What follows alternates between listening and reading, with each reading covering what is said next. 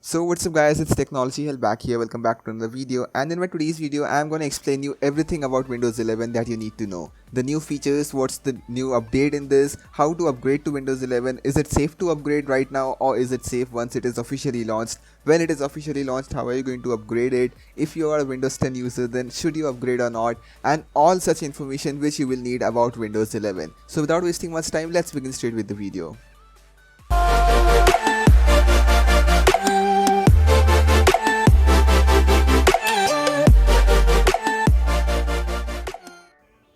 So basically the editions of Windows 11 which you are getting to see on YouTube is not an official launch nor a public or private beta, but it is a leaked ISO from the Developer Central, which means it has been designed for the developers to test that operating system and to check out the flaws and the features.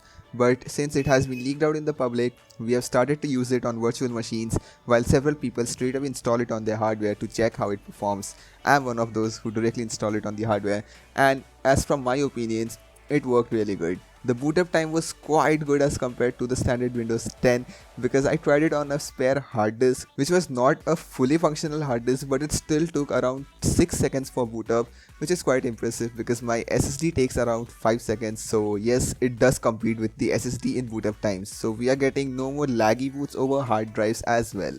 Then comes the user interface. The user interface is exactly the same as the Windows 10 and the Windows 8.1, which is being used since ages, and it is again the same. The only difference is that it comes with a new set of icons, so it kinda gives a new look to the whole operating system with a new UI and a good theme.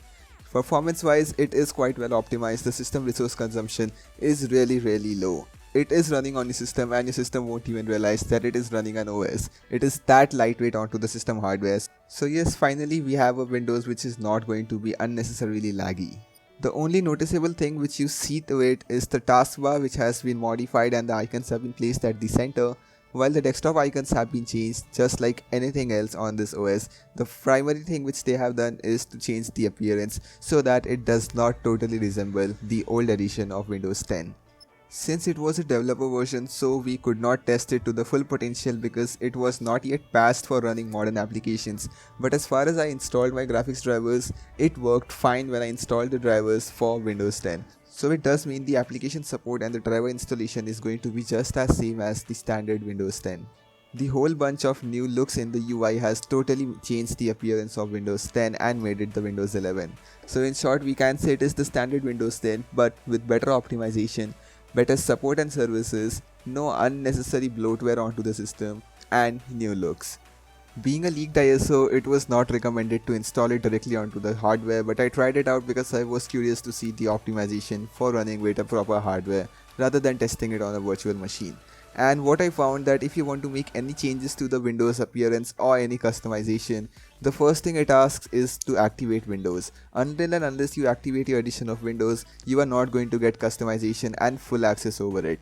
Which is kinda good because Windows has been cracked since ages, and finally Microsoft is doing something to prevent such more issues. But it is very common, more cracks will be available as soon as the Windows is there out in the market.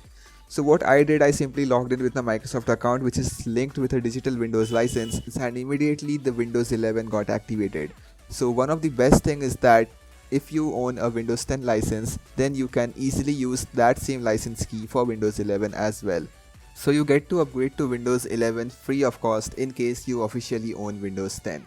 So how are you going to upgrade to Windows 11? It is obviously not recommended to install the developer based ISO right now because Microsoft has officially announced 24 June as the launch date for Windows 11. Once it is officially launched, you can upgrade to Windows 11 in two methods. Either you can go to your Windows updates, check for updates, and there you will get a patch saying Windows 11. So you can upgrade to Windows 11 from there, while the other method is to install a fresh copy of Windows 11. You can easily get the official ISO from the Microsoft sites and then simply install it. And after installation, of course you need to activate it, otherwise you are not going to have full access over it. So that's all you need to know about Windows 11. I tried to explain everything in short and simple language. Hope you found this interesting. If so, don't forget to drop a like, and if you're new to my channel, don't forget to subscribe. As soon as Windows 11 is officially going to be launched, we are gonna upgrade it live. So stay tuned. Thanks for watching.